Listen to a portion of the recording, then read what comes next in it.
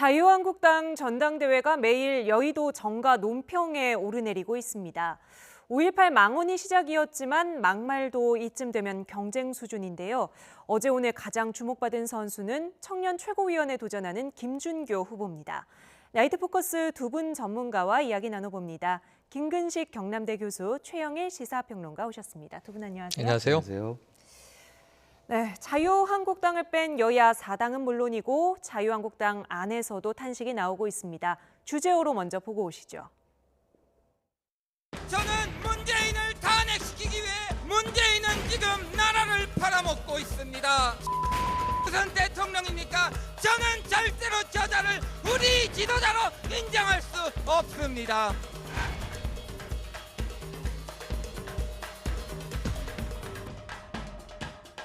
우리 당이 그런 과격 분자들의 놀이터가 되어서는 안 된다는 생각을 가지고 있습니다. 이런 식으로 극단적 표현으로 행위를 하는 것은 정말 경계해야 되고 민주주의 사회에서는 없어져야 됩니다.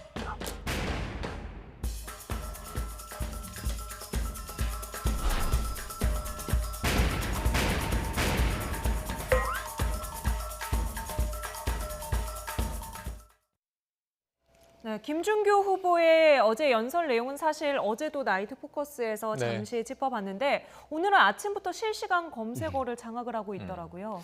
정말 그 자유한국당 전당대회가 오랜만에 사실은 이제 국민들의 관심을 끄는가 싶었는데 5.18 망언으로 이제 국민들한테 좀 분노를 사더니 이제 막상 전당대회가 진행되면서 이른바 합동 연설에서 이제 막말이 지금 막 거세게 나오고 있는데요. 저는 그 김준교 후보의 저 이야기를 보면서 내용은 내용으로 차치하더라도 일단 공개적인 당대회에서 그다음에 공개적인 후보로 나온 사람이 쓰는 단어의 품격이라는 게 있습니다. 저딴자, 저자.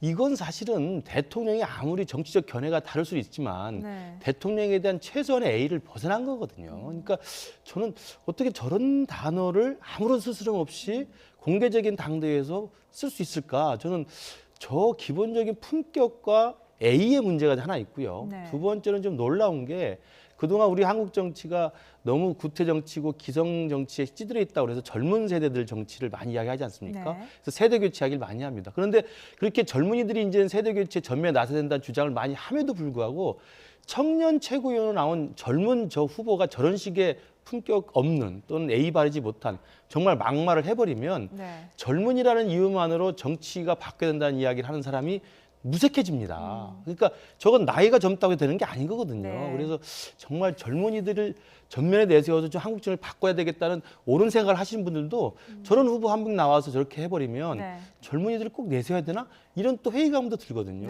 저는 정말 우리 한국 정치에서 최소한의 품격과 A와 합리성을 좀 갖추는 그런 좀 정치인이 나와야 되는데 참 안타깝습니다. 글쎄요, 뭐 본인은 또 SNS에 스스로를 의로운 젊은이 이렇게 칭하기도 했던데요. 김준교 후보가 어제 소위 태극기 부대로 달아오른 연설장 분위기에 너무 휩쓸린 것 아니냐 이렇게 볼 수도 있는데 아닌 것 같습니다. 어제 대구는 물론이고 이미 지난주 대전 연설회에서도 비슷한 발언이 나왔거든요. 다시 한번 들어보겠습니다. 저는 문재인을 탄핵시키기 위해 이번 전당대회 청년 최고위원 후보로 출마했습니다. 문재인은 지금 나라를 팔아먹고 있습니다.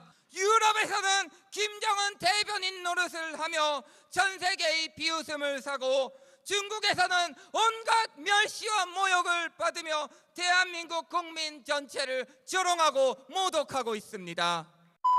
무슨 대통령입니까? 저는 절대로 저자를 우리 지도자로 인정할 수 없습니다. 지금 우리가 저 종북주사파 문재인 정권을 탄핵시키지 못하면 자유대한민국은 멸망하고 적과 통일이 되어 북한 김정은의 노예가 될 것입니다.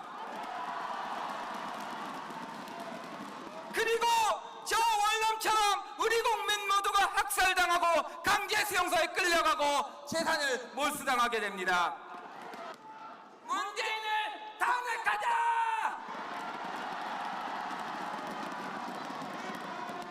문재인을 탄핵하자!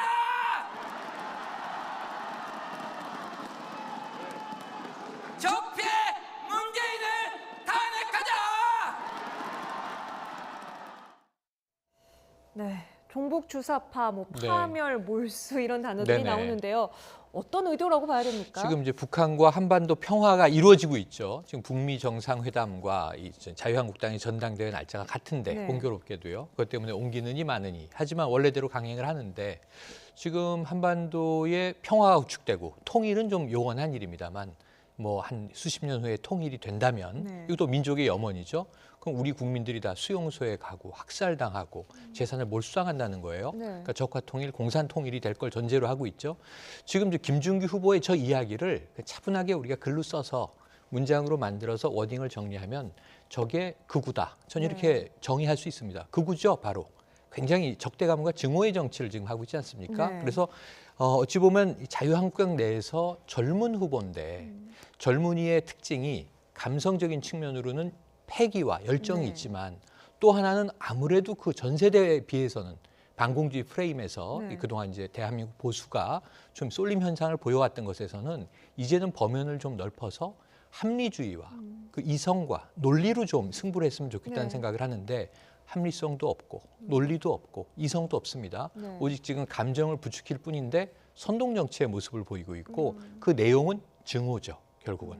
그리고 이제 저 대통령을 인정하지 않을 뿐만 아니라 이것은 국가의 지금 대한민국이라는 사회가 국가라는 시스템으로 구축되어 있는 겁니다. 네. 대통령은 5년 임기로 국민의 선택을 받는 거고요. 그런데 지금 뭐 탄핵을 하겠다고 하면 제1야당 100석이 넘는 공당의 이 청년 최고위원 후보가 아니라 네. 길에서 지금 시위를 하고 있어야죠. 반정부 투사가 왜 지금 공당의 후보로 나와서 지금 아까 김 교수님 말씀하셨지만 네. 방송에 나와서 이야기하는 것과 다르지가 않습니다. 네. 언론의 주목을 받고 당원뿐 아니라 국민들이 보는 자리가 아니겠습니까? 공개된 정치적인 석상인데 네. 그렇다면 기본 소양이 없는 상황에서 극우 커뮤니티에서 폐쇄적으로 반복 재생산되는 얘기를 이제는 이제 이 제1야당의 네네. 후보 자리로 끄집어냈다. 이건 놀라운 장면이라고 봅니다. 뭐 일반적인 평가, 상식적인 평가가 이렇습니다. 그런데 뭐 본인으로서는 개인적으로 어떤 계산이나 전략이 깔려 있는 거 아니겠어요? 전략이 있었다고 봐요. 그러니까 지금 한국당 전당대회가 위험에 처한 게 뭐냐면 지금 몰락해버린 보수 야당을 재건하겠다라고 하는 이제 기본적인 컨셉을 가지고 하는데 재건의 방향이 일방적으로 태극기 부대의 목소리가 과잉 대표되는 양상이 있지 않습니까? 네. 그러니까 사실 태극기 부대의 목소리가 전반적으로 소수인데 이 소수의 목소리가 너무 과대 대표되기 때문에 한국당 전당대회를 지금 막 흡수해버리는 형국이에요. 예. 그러면 보수 야당을 재건하겠다고 하는 방향을 놓고 한 후보는 박근혜 전 대통령을 극복하자라는 혁신의 방향을 이야기하고 있다면 또 한 후보들이나 기타 후보들은 그런 태극기 부대 목소리에 얻어 타려고 하는 기세가 있는 거거든요. 네. 그러니까 저는 지금 최고위원, 청년 최고위원으로 나온 이 김준규 후보도 네. 아마 선거 전략상 태극기 부대의 힘이 굉장히 크다. 그리고 곳곳에 합동연설에 가보니 그분들의 목소리가 굉장히 지지가 크고 열성적이기 때문에 네. 그분들의 입맛에 맞는 이야기를 하면 그분들 표는 최소한 끌어지지 않겠느냐라고는 저는 단순한 선거 전략 취한 것 같아요. 예. 물론 그런 전략을 취할 수 있습니다. 왜냐하면 강경파들의 표를 일단 집도끼로 끌어들이고 외연을 확장하겠다는 이야기를 할 수 있는데 눈앞에 단기적 이익으로는 그들의 표를 가져올 수 있겠지만 한국당 전체에 과연 이게 득이 되느냐의 네. 문제, 그리고 제1야당이 이렇게 됐을 때 대한민국 정치에 과연 득이 되냐 문제, 아까 제가 말씀드린 것처럼 젊은 정치라고 하는 우리의 가치와 이상에 대해서 과연 득이 되냐 네. 문제 따져보면 정말 저는 자멸의 길로 갈 수 있는 거죠. 네. 저는 아까 말씀하신 그런 내용들, 종북 주사 정권이니까 뭐 몰아내야 되고 탄핵해야 된다는 이야기 거침없이 하는 것은 그러면 애국당으로 가야 됩니다. 왜 한국당 후보에 나와서 청년 최고위원 나와서 기타금 내고 저렇게 후보 네. 연설을 하고 있습니까? 저는 자기 정체성을 좀 망각하고 있는 것 같아요. 뭐 자유한국당 지지율로 지금 말씀하신 내용들이 표출이 되고 있는 것 같은데요. 도대체 어디서 뭐 하시던 분이냐 궁금해 네, 네, 하시는 네. 분들 많아요. 이력이 독특하다고요. 지금 이제 30대 후반 나이죠. 근데 이력이 독특한 게 20대에 이미 정치에 뛰어들었습니다. 네. 과거 이제 자유선진당 때 이회창 후보의 사이버 2008년에 나오네요. 소위 사이버 네. 보좌관을 2007년에 맡았었고요. 네. 2008년 총선 때는 본인이 출마했죠. 자유선진당 후보로 예. 물론 이제 낙선했습니다만 굉장히 20대 중반 나이에 정치에 뛰어들 정도로 정치에 관심이 많고 애초에 이제 보수 성향을 가진 아마 청년 정치인 지망생이었을 겁니다. 네. 그런데 이제는 청년 최고위원회까지 이제 올라오게 된 상황인데 어찌 보면은 2007년 정치 입문한 이래 12년 만에 처음으로 이렇게 중앙 언론에서 네. 주목을 받는 상황이 됐는데 그게 좋은 일이 아니라 사실은 좀 불미스러운 막말 논란으로 지금 오른 것이기 때문에 앞으로 저희 김준규 후보가 네. 정치인으로 크게 될 것인가? 크게 된다면 저 후보의 발언과 메시지, 아까 말씀하셨던 전략에 지금 자유한국당 내에 일부 당원들이 응원하고 지지하고 찬동한다는 이야기가 되는데 네. 그러면은 저는 오히려 역으로 대전 대회 때 조대원 후보가 있었죠. 예. 조대원 후보가 지금 김진태 후보 지지자들이 뭐 김병준 위원장이 나와도 야유를 하고 다른 오세훈 후보가 이야기를 해도 김진태를 연호하고 이러다 보니까 굉장히 격앙된 용기 있는 목소리를 냈어요. 데리고 나가달라 그랬죠. 예, 김진태 후보와 함께 지지자들이 좀 같이 나가라. 지금 당신들이 당을 망치고 있다 이런 얘기를 했거든요. 그런데 경고를 받았어요. 네. 김준규 후보의 저 발언에 대해서는 당 선관위가 어떤 조치를 내릴지 한번 예의주시해 보겠습니다. 어떤 뭐 경고를 내릴 수 있는 그런 요건에는 해당이 안 됩니까? 되죠. 왜냐하면 지금 조대원 후보를 경고 내린 이유가 선관위의 그 명분은 그거였습니다. 김진태 후보를 후보라고 부르지 않고 김진태라고 했다는 거예요. 네. 그러니까 품격을 어겼다는 네네. 거거든요. 네. 그러니까 김진태 후보라고 하는 같은 당, 자당의 대표 후보로 나온 사람을 그냥 이름만 불렀다는 이유로 품격을 어겼기 때문에 경고를 했다면 지금 김준규 후보의 대통령 보고 저딴자, 저자, 저따위 네. 이런 거 사실은 같은 당 후보에 대해서 품격을 잃은 막말이 아니라 대통령에 대한 이야기거든요. 그러니까 아까 제가 말씀드린 것처럼 자유한국당이 제1야당이니까 문재인 정부의 실정, 또 문재인 정부의 잘못을 비판하는 것은 뭐 당연합니다. 네. 그러나 그거하고 현직 대통령이고 국민들의 선출에 의해서 뽑혀진 합법적인 대통령에 대해서 저자, 저따위라고 이야기하는 것은 저자라는 이런 표현들은요 저작거리에서도 안 써요. 그러니까 네. 그런 이야기를 하면은 사실은 자유한국당의 품격을 훼손하는 거거든요. 저는 충분히 선관위에서 징계를 붙여야 된다고 생각을 합니다. 네. 젊은 정치인으로서는 상당히 독특한 이력입니다. 대치동 학원 강사 출신이고요. 2011년에 뭐 SBS의 짝이라는 프로그램 기억이 예능 나시죠? 프로그램이죠. 모태솔로라고 하면 이제 태어나면서부터 한 번도 연애를 해본 경험이 네. 없는 사람들을 모았던 그 특집에 남자 3호로 맞습니다. 출연했던 이력도 화제가 되고 있습니다. 지금 보다 못한 당 중진들까지 나서서 우려를 표명하고 있는 상황인데요. 차례로 쭉 들어보시죠.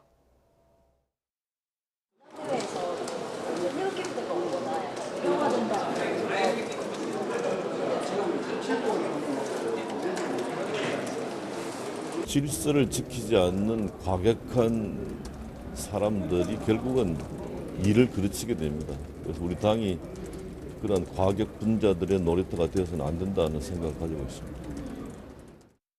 정통 보수의 정당이던 우리 자유한국당이 어쩌다가 이렇게 계속해서 우경화의 길로 간다고 하는 이런 평가를 받게 됐는지 정말 서글픈 현실입니다. 전당대회 기간이니까 일시적으로 그런 일이 있을 수는 있습니다만은 예. 뭐 그런 현상을 우리가 목도하고 있습니다만은 뭐 사실이라면 그건 대단히 잘못된 표현이고 그런 일은 없어야 됩니다. 그럼 뭐 단호하게 저는 말씀드립니다. 예. 그래서는 안 됩니다. 이게 민주주의. 네, 오랜만에 정치 행보를 재개한 이완구 전 총리의 목소리까지 듣고 왔습니다. 어떻습니까? 당 중진들까지 이렇게 나서면 좀 네, 자제가 네. 될까요? 자제가 될까 싶은 것이 오히려 저런 기성 정치인과 나는 다르다라는 결로 지금 전략을 잡은 것 같아요. 네. 그리고 아까 김 교수님 정확히 짚어주셨는데 지금 적극적 지지층, 특히 이제 태극기 부대로 이제 뭐 상징이 되는 네. 그 매우 극우적 성향의 지지층을 타겟팅을 한 거예요. 그래서 지금 다른 어떤 이 기성세대의 이야기가 귀에 들어올까 싶은 것이 사실은 본인이 조금이라도 성찰의 마음이 있었다면 그 분위기에서 흥분돼서 격한 얘기를 쏟아내니까 앞에서 막 지지도 해주고 응원도 하고 호응을 하니까 네. 그때는 격앙될 수 있어요. 근데 내려와선 내가 뭔가 잘못한 것 아닌가 자성을 할 수 있는데 네. SNS에 올린 글은 자신은 아무 잘못이 없고 의롭게 진실을 말했더니 이걸 네. 막말이라고 폄하하고 있다라고 주장하고 있기 때문에 네. 그럼 김무성 의원이나 지금 이완구 전 총리나 혹은 오세훈 이제 후보의 이야기가 귀에 들어오겠습니까? 저는 그렇지 않을 것으로 보고요. 상당히 지금 위험한 존재로 당내에서 급부상했는데 이게 문재인 정부의 위험한 존재가 아니라 지금 국민들이 지켜보는 전당대회 심판자는 당심으로 선출 여부가 결정되겠습니다만 국민들이 관전하는 네. 거거든요. 총선을 향해서 가는 제1야당의 아까 말씀하셨던 품격, 예의, 매너 또는 이 비전 이런 것들을 보고 있는 건데 어떤 비전도 주지 못하고 오히려 전당대회 마이너스 효과로 작용했다는 점에서 네. 본인은 주목받아서 뿌듯할 수 있으나 이것은 해당 행위에 해당한다. 저는 이렇게 봅니다. 네. 그렇다면 당 밖에서는 어떻게 지켜보고 있는지 한국당을 제외한 여야 4당의 논평을 한번 들어보겠습니다. 급진적 우경화가 되는 것은 굉장히 불행한 일입니다. 예. 좌도 나쁘지만 극우도 나쁩니다. 네. 그래서 저는 한국당 지금 일부 언론 보도를 보면은 2%의 태극기, 예. 급진 우경화 세력이 전당대의 그 연설장을 예. 완전히 장악하고 전당대에서는 집안 싸움을 하고 국회에서는 명분 없는 보이콧을 하는 것은 국민의 여론만 악화시킬 뿐입니다. 큰 달이 뜨는 오늘 하루만이라도 고개를 들어 하늘에 또 어둠을 밝혀주는 달림을 걸고 참여하기 바랍니다. 지금 여야 4당의 반응까지 보고 왔는데요. 어떻습니까? 이번 전당대회에서 유독 이런 모습이 부각되는 이유는 뭘까요? 저는 그러니까 자유한국당이 국민들 앞에 다시 보수 정당으로서 새로운 모습으로 다시 쓰느냐 아니면 다시 또 퇴행으로 가느냐를 결정하는 저는 분기점에 서 있다고 봐요. 네. 그러니까 물론 이제 당대표 후보로 나온 사람 3인 3색의 그 향후의 당의 비전도 이제 그런 노선을 가지고 사실은 이제 서로 갈등을 하고 있는 건데 네. 결국은 자유한국당이 지난 박근혜 전 대통령 시절에 집권 여당으로서 헌정사상 최초로 탄핵권 대통령을 지금 배출해냈고 네. 탄핵된 뒤에 또 실제로 지금 재판을 받아서 유죄 판결을 받았고요. 그런 과정에서 그러면 보수 야당으로서 재건하기 위해서 그럼 박근혜 전 대통령이라는 그 쓰라린 역사를 어떻게 정리할 것인가의 네. 문제인데 지금 드러나는 양상은 뭐냐면 이른바 과거로 좀 회귀할 듯한 양상으로 많은 사람들을 이제 불안케하고 있는 겁니다. 예컨대 태극기 부대로 표현되는 사람들이 가장 큰 주장은 뭐냐면 탄핵이 무효라는 거거든요. 네. 탄핵이 잘못됐다는 겁니다. 박근혜 대통령이 억울하다는 겁니다. 물론 박 대통령에 대한 개인적 연민을 느끼는 사람도 있을 수 있습니다. 그러나 정치적 정당으로서는 이미 사법적, 헌법적, 정치적 그다음에 역사적 평가가 네. 끝난 사안에 대해서는 이 부분을 정리를 해주고 가는 게 맞는데 이것이 일부 소수의 특정 세력의 그 지지 또 특정 네. 세력의 의견을 받아가지고 이걸 역사의 수레바퀴를 되돌리는 것은 제가 볼 때 국민들한테 굉장히 시선이 따가울 수밖에 없거든요. 네. 그래서 이번 자유한국당 당대회에서 어떤 후보가 당대표가 되고 아까 나왔던 저런 김준규 후보 같은 네. 저런 막말과 과거 퇴행적인 이야기를 하는 사람이 만약에 최고인이 된다고 한다면 제1야당 자유한국당은 내년 총선에서도 역시 과거 구태의연한 정당이구나. 네. 역시 도돌이표 정당이구나. 이런 판단을 받을 가능성이 커요. 네. 그렇기 때문에 이번 전당대회는 자유한국당이 보수야당으로서 국민들 앞에 어떤 모습을 보여주냐를 결정하는 그들 스스로의 저는 결정타가 될 거라고 생각합니다. 네, 지금쯤 와서는 당 지도부가 좀 어떤 생각을 하고 있을지 궁금합니다. 나경원 원내대표의 입장을 일단 들어보겠습니다. 전당대회에는 일단 극우화를 주장하는 목소리 이에 대해서는 아마 민주당이 전당대회를 해도 비슷한 현상이 장외에 있지 않았을까 이런 생각을 합니다. 일부 이상한 모습이 있었다고 하는 언론 보도를 저도 봤는데요. 그러한 부분에 대해서는 우리 당이 충분히 자정 능력이 있다고 생각을 합니다. 우리 당이 거듭나는 과정에서 일부 걱정하는 부분들이 계시겠지만 저는 충분한 자정 능력으로 이번 전당대회를 통해서 당이 거듭날 수 있다고 생각합니다. 충분한 자정 능력이 있었으면 그래도 네네. 조금 빨리 작동해야 되는 것 아닙니까? 네네. 이미 지지율 곤두박질하고 지금 있는데요. 제가 보기엔 자정 능력이 작동 못하고 있고요. 내부에 정체성 혼란이 있어요. 자유한국당 내 정체성 혼란은 5.18 망언을 조기에 수습하지 못하고 네. 전당대회와 맞물리면서 드러나고 있는 건데 5.18을 폭동이라고 믿는 세력이 있는 것 아니냐라고 저는 의심이 됩니다. 그리고 그걸 조치도 못하고 있지 않습니까? 네. 당원당규 이야기를 하고 있지만 이게 우리 당이 지금 추구하는 정체성과 다르면 빠르게 이 징계위, 그러니까 윤리위의 징계를 의뢰했어야 하고 네. 징계위에 회부만 시켰으면 사실은 이 후보를 막았어야 정상인데 오히려 판을 깔아주고 5.18 망언을 확대 재생산하는 게 전당대회가 되고 있어서 국민들과는 고를 지금 오히려 깊게 파고 있는 양상이 벌어지고 있고요. 네. 그리고 내부에서도 이것을 단호하게 잘라내지 못하고 역사적 해석의 다양성이다. 이렇게 표현을 했다가 질타를 더 바꾸서야 사과를 했단 말이죠. 네. 그렇다면 제가 보기에 지금 자유한국당이 중도까지 아우르는 보수정당으로 가는 것은 산업화에 우리의 주도성이 있다. 민주화도 우리는 끌어안았다. 네. 오죽하면 그 YS의 차남인 현철 씨가 그런 이야기까지 했겠습니까? 이게 개혁 보수에 설 자리가 없다. 이런 안타까움을 토로했잖아요. 우리 아버지 김영삼 전 대통령의 초상화를 떼달라 이런 요구도 했습니다. 예. 그럼 지금 오히려 반민주 세력으로서의 정체성이 스물스물 드러나고 있는 과정 아니냐. 이게 아까 김 교수님이 말씀하신 역사적 퇴행이거든요. 네. 한쪽 세력을 부정함으로써 끌어안아서 황교안 후보가 얘기하는 게 통합인데 통합은 산업화 세력 70년대, 80년대 네. 그 이후에 민주화 세력 다 끌어안고 새로운 제3의 길을 제시해야 될 때 오히려 지금 70년대로 퇴행하는 모습을 보이려고 하는 것 네. 같은 뉘앙스란 말이죠. 이거 빨리 자정 능력이 작동하도록 지도부가 움직여야 될 것 같습니다. 예. 뉴스 오늘 앞부분에 전해드렸습니다만 오늘 TV조선 스튜디오에서 한국당 전당대회 3차 합동 토론회가 열렸습니다. 당대표 후보들의 이야기 좀 보려고 하는데요. 오늘 핵심은 박근혜 전 대통령 탄핵 부분이었고 이에 대해서 새 후보가 상반된 입장을 내놨습니다. 그런데 황교안 후보가 처음으로 조금 명확한 입장을 내놨어요. 그렇습니다. 일단은 박 전 대통령이 돈을 한 푼도 받지 않았다. 그 입증되지 않았다. 그리고 절차상 문제가 있었다. 그러니까 헌법재판소에 탄핵 인용 결정이 나기 전에 사법적 절차에 들어갔다는 이야기를 했어요. 그러니까 네.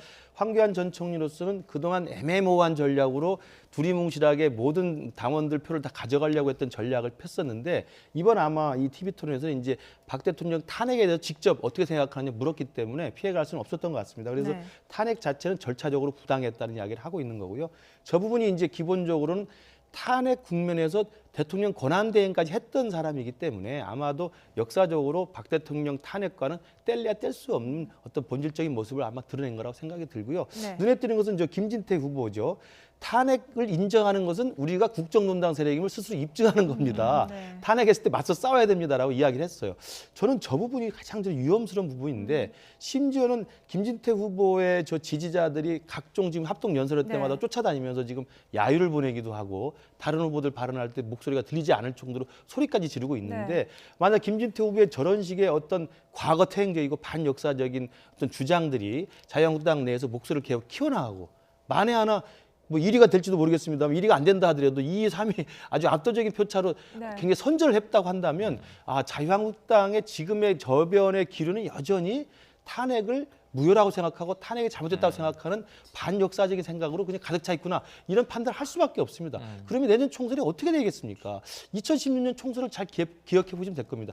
2016년 총선에도 당시 야당이던 민주당도 기득권에 사로잡혀가지고 이른바 친노 친문 패권제에 의해서 많은 사람들이 떨어져 나왔고요. 당시 또 친박의 핵심이었던 집권 여당에 김무성 대표가 있었던 시절에도 이른바 옥색 파도까지 하면서 진박 친박 갈등하면서 굉장히 오만방자한 행동을 했기 때문에 국민들로부터 따가운 질책을 받았거든요. 저는 그런 의미에서 자유한국당 이번 전당대회가 과연 어떤 식의 비전을 국민에 내놓을지 결정을 할 거라고 생각합니다. 네. 김진태 의원의 존재감이 이번에 너무 부각이 되면서 오세훈 후보가 조금 밀리는 거 아니냐 뭐 네. 이런 시선도 바깥에 있더라고요. 오늘 오세훈 후보가 양강 구도를 다시 한번 확립시키기 위한 나름의 승부수를 던졌는데요. 잠시 듣고 오시죠. 전국의 광역 기초 의원님들 전현직 235명이 이렇게 일치 단결해서 저를 지지한다는 말씀을 해주신 거에 대해서 정말 진심으로 감사드리면서 책임감을 느낍니다. 당의 모습이 요즘에 국민들께 비춰지는 모습이 참으로 백척간도에 서 있는 것 같습니다.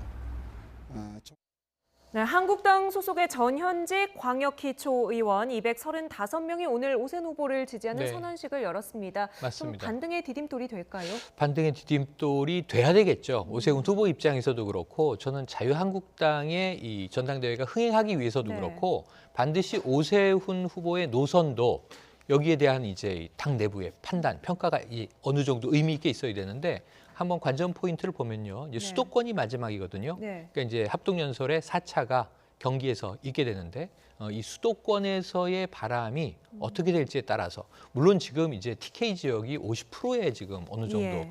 관여도를 가지고 있기 때문에 쉽진 않은 싸움이지만 한번 수도권에서 또 이제 반향이 일어난다면 오세훈 후보가 살아나지 않을까 한번 생각을 해봅니다. 네, 알겠습니다. 이렇게 해서 당대표 판세까지 훑어보고 왔고요. 다음 주제로 좀 넘어가 보겠습니다. 여성가족부가 지난 12일 각 방송사에 배포한 안내서가 한 권이 있는데 이게 논란이 되고 있습니다. 주제어로 보고 오시죠.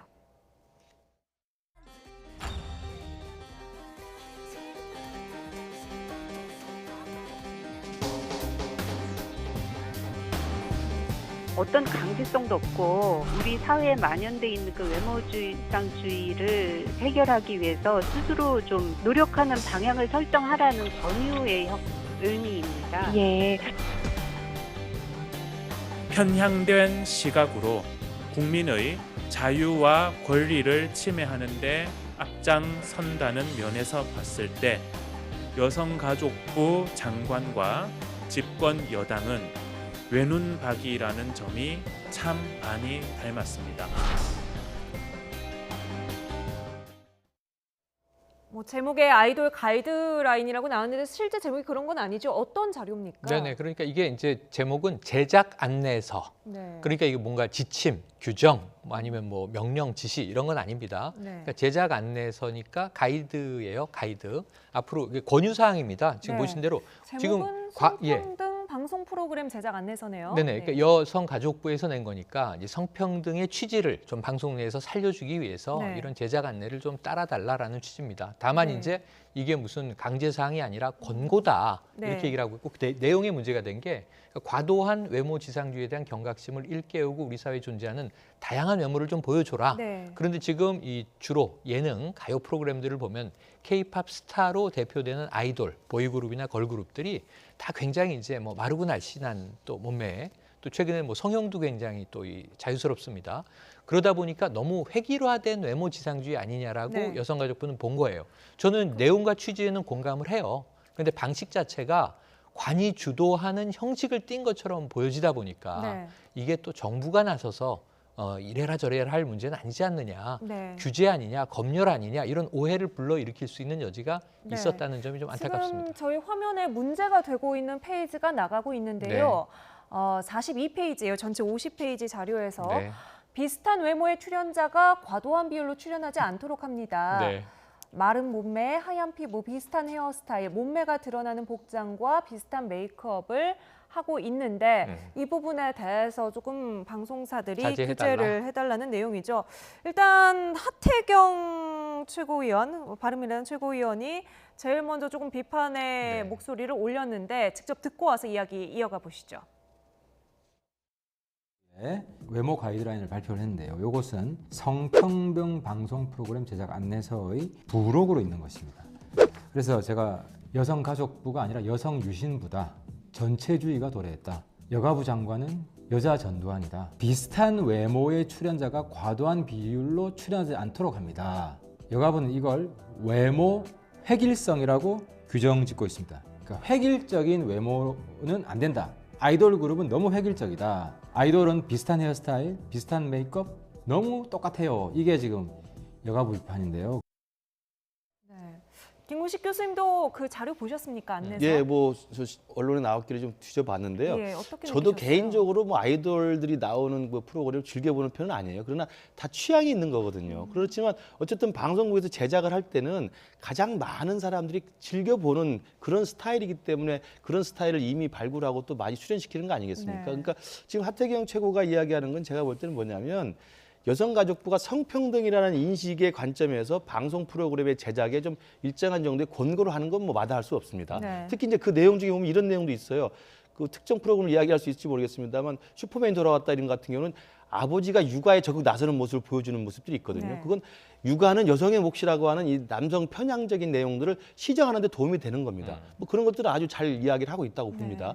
그렇지만 잘 이야기하다가 아이돌이 너무 편향된 외모로 획일화되어 있다는 이야기를 해버리면 마치 과거 군사독재 시절에 장발 단속이라든지 미니스커트 단속처럼 대중들의 개인적인 취향과 호감 또는 여러 가지 선호도에 대해서 정부가 나서서 지나치게 규제하는 게 아닌가라는 불필요한 오해를 산 거죠. 지금 아까 표현에도 뭐 다양한 그게 아니라 너무 획일적으로 많이 출연해서는 안 됩니다라고 이야기해버리니까 또 제작 안내서로 돼 있지 않습니까? 가이드라인이란 말이에요. 그러니까 그런 면에서는 제가 볼 때 여성가족부의 입장에서 여가부의 외모 기준을 또 지나치게 방송에다 너무 개입시킨 게 아닌가라는 네. 오해를 좀 사게 할 만합니다. 네, 아무래도 이제 그런 시각들이 너무 고착화되지 않도록 좀 방송사가 좀 신경을 쓰면서 방송을 해라 뭐 이런 의도가 아니었을까 그렇죠. 싶은데 지금 여가부의 네. 성평등 제작 안내서 관련한 논란을 이야기하고 있었습니다. 앞서 김 교수님 말씀하신 것 중에서 네.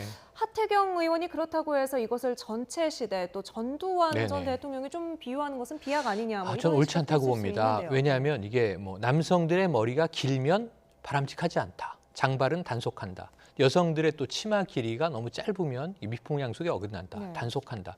그러니까 획일주의가 과거의 검열과 규제예요. 그런데 지금 여가부의 내용은 획일적인 규제와 검열을 하겠다는 게 아니라 오히려 지금 획일적인 추세로 보여지니 네. 다양하게 해달라는 요구예요. 그래서 네. 저는 내용상의 취지와 그 내용은 좋다고 보는 겁니다.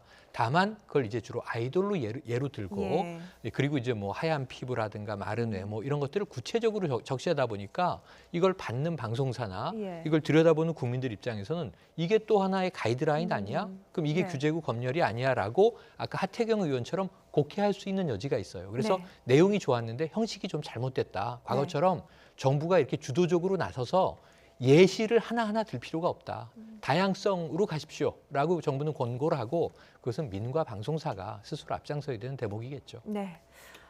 방송 전에 이번 연구를 담당한 담당 연구원과 직접 통화를 해봤거든요. 네. 일단 하태경 의원의 비판에 대한 생각을 들어보도록 하겠습니다. 이수연 한국여성정책연구원 선임연구위원입니다.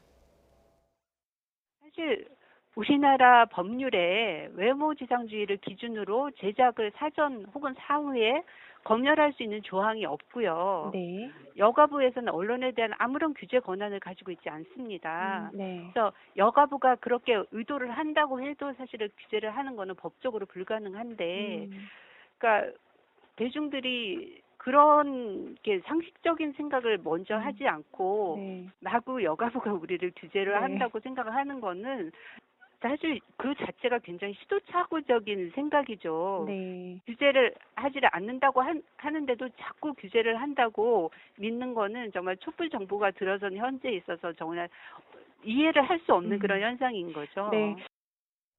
네, 규제나 검열을 한 것도 아니고 할 수 있는 근거도 없다. 오히려 이제 사람들이 그런 식으로 생각을 하는 것이 시대착오적이다 이런 의견이신데 그렇다면 왜 대중은 또 일부 의원들은 그런 오해를 할까요? 그러니까 일단 성평등 제작 안내서로 돼 있지 않습니까? 그러니까 네. 안내서라고 하니까 가이드라인이라고 일단 받아들이는 그런 불필요한 오해가 있었고요. 두 번째로 아까 제가 말씀드린 것처럼 전반적인 내용은 우리나라에 있는 성평등 의식들을 제고시키기 위한 방송 환경들에 대한 제언이에요. 네. 그런데 이제 예를 잘못 들은 겁니다. 그러니까 정부에서 발행하는 책자에는 말 한마디 글귀 하나도 굉장히 조심을 해야 되는 겁니다. 그러니까 네. 아이돌의 마른 몸매 하얀 피부 헤어스타일이 너무 똑같다. 좀 다양하게 하자. 이건 뭐냐면 제가 네티즌 반응을 보니까 이런 이야기도 나와요. 여성 할당제에 이어서 이제는 외모 할당제도 할 거냐라는 이야기가 나오는 거죠. 그러니까 왜냐하면 대중들이 좋아하는 선호하는 아름다움과 미의 기준은 시대마다 지역마다 역사마다 다릅니다. 그러면 그 특정한 시기에 맞는 또 미의 기준들이 있는 겁니다. 그런데 대중들이 선호하고 좋아하는 그 미의 기준들이 야 이거 틀렸다. 다른 미도 다른 아름다움도 몇 개 집어넣으라고 이야기하면 국가적 핵일주의가 되는 거거든요. 그게 오히려 그런 식의 불필요한 오해가 있기 때문에 저는 여가부의 그런 표현은 분명히 실수였다고 저는 생각을 하고요. 네. 그렇기 때문에 어떤 면에서는 여성가족부가 여성의 외모만을 너무 지상주의로 생각하는 건 문제가 있다고 계속 국민들 계몽해야 되지만 외모 지상주의를 비판한다고 그래서 국민들이 자연스럽게 좋아하는 외모에 대해서 그건 아니다라고 설명하거나 강요할 필요도 없는 거거든요. 그런 것들의 경계선을 좀 잘 지켜줬으면 하는 바람입니다. 네, 하태경 의원은 또 다시 한번 페이스북에 글을 올려서 이번 사태의 본질은 국가가 개입해서는 안 되는 부분에 여가부가 가이드라인을 제시해서 미디어와 대중의 선호도를 좌지우지하려고 했다는 것이다. 독재 회기를 선언한 것이다. 이런 관점을 다시 한번 네. 보여주기도 했는데 하태경 의원의 이런 계속되는 분석 좀 어떻게 보십니까? 제가 보기엔 하태경 의원도 정치인이시잖아요. 그러다 보니까 정치적으로 이 이슈를 좀 선점을 해서 하태경 의원이 그게 굉장히 이 능한 능력을 가지고 있는 정치인입니다. 그러니까 남들이 별로 보지 않는 이슈를 선점해서 그걸 상당히 부각시키고 거기에서 자기 입장을 이제 얹어서 주장하는 것에 굉장히 이제 능수능란한 그런 정치인이거든요. 그런데 네. 이것도 특히 여가부를 타겟으로 혹은 적으로 잡은 것이 있는 것 같고 여가부는 과거 역대 정부에서 좀 몇 가지 오류들이 있었습니다. 네. 그러니까 뭐냐면 이 저 아청법 문제로 한번 논란이 있었고요. 네. 또 이제 청소년 게임 중독을 우려한 셧다운제. 네. 과연 자정이 넘는다고 미성년자들은 그러면 자동으로 튕겨나가게 폐쇄해버리는 게 옳은 방식이냐. 네. 좀 강압적인 느낌이 있죠. 최근에 또 비슷하게는 방통위에서 해외 불법 이 유해 사이트들을 네. 차단한 것도 논란이 있지 않습니까? 축적돼 있는 여가부에 대한 맞습니다. 어느 정도의 반감이나 그런 불만이 있었던 반감을 거군요. 정치적으로 좀 이제 저는 과대포장한 것이다. 하태경 의원의 입장을 이렇게 보고요. 이게 아까 말씀드린 대로 표현의 지엽적인 문제는 있으나 취지가 나쁘지 않다는 건 인정할 수 있거든요. 그럼 이런 부분들에 대해서 여가부가 우리가 강요한 게 아니다. 권고일 뿐이지 뭐 방송사에서 자율적으로 하라라고 해명까지 한 마당에 이 2차, 3차 공격을 할 여지는 아니라고 보거든요. 네. 그런 이슈는. 그런데 이제 계속 이 전체주의다, 독재다, 또 진선미 장관에 대해서 굉장히 이제 강한 또 어제 비판을 했는데 이건 이제는 뭐 좀 우리가 취지를 이해하고 톤다운하면 될 것 같고요. 예. 여가부도 조금 이렇게 구체적인 표현을 세세히 나열할 필요는 없었는데 네. 이것은 좀 실수였다라고 인정했으면 좋겠습니다. 네. 알겠습니다. 뭐 방송사 스스로 조금 더 노력해 보라는 권유의 의미였다고 하니까요. 저희 YTN은 방송사는 세상의 다양한 아름다움을 제시해야 한다. 이런 생각을 가지고 계속해서 방송을 하도록 하겠습니다.